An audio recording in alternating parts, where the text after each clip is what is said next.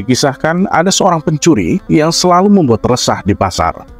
Banyak para pedagang dibuat kesal dengan pencuri ini. Pasalnya barang-barang dagangannya sering berkurang karena dicuri. Bahkan ia tak hanya mencuri barang milik pedagang, tapi terkadang ia juga mencuri barang milik pembeli. Dan yang sering menjadi korban adalah Tuan Hamid, seorang pedagang yang mempunyai toko di pasar. Meskipun berulang kali tertangkap basah, namun si pencuri tak pernah jera. Orang-orang di pasar sebenarnya sudah geram dan ingin menghukumnya. Tapi melihat kondisi tangan kanannya buntung, mereka pun merasa iba dan hanya memberinya teguran. Dengan kekurangannya inilah justru dimanfaatkan si pencuri untuk selalu mengulangi perbuatannya. Lama-kelamaan orang-orang di pasar tak tahan dengan perilakunya.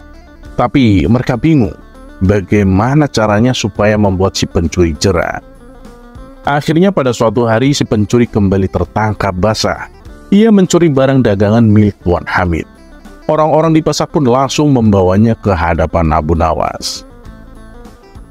"Bagaimana ini Tuan Abu? Apa yang harus kita perbuat terhadap pencuri ini?" tanya mereka. "Kenapa tidak kalian bawa saja ke pengadilan?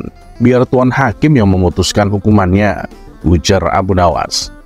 Akan tetapi orang-orang menolak saran tersebut, karena bagaimanapun juga mereka tak tega bila si pencuri harus mendekam di penjara. Alasannya mereka kasihan, karena si pencuri buntung tangannya. Mereka hanya ingin supaya Abu Nawas membuat si pencuri menjadi jera atas perbuatannya.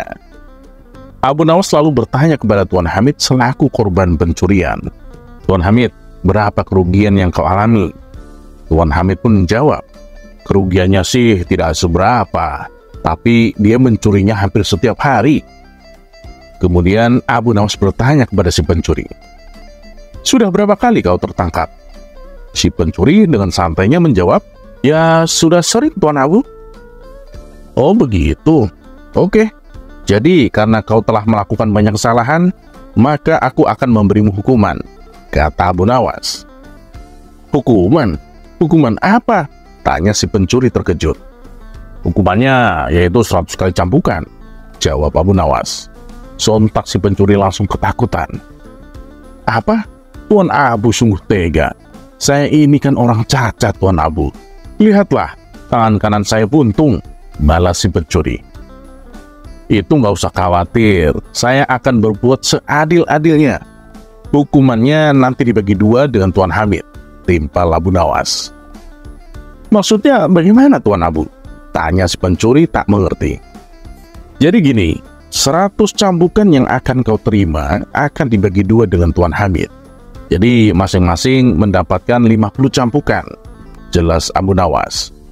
Mendengar penjelasan tersebut, dalam hati si pencuri berkata, "Dengan adanya hukuman ini, tidak akan ada lagi korban yang mau melaporkanku, karena sama-sama akan mendapatkan hukuman," pikirnya.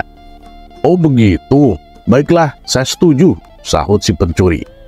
Tuan Hamid yang mendengar hal itu tentu saja menolaknya. "Adil apanya? Masa aku yang menjadi korban harus menerima sebagian hukumannya?" protes Tuan Hamid. "Sudah, Anda turuti saja perintahku," balas Abu Nawas. Awalnya Tuan Hamid sangat keberatan, tapi ia menangkap sesuatu yang lain atas rencana Abu Nawas.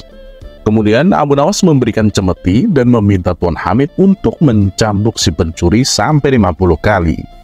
Si pencuri pun berteriak kesakitan.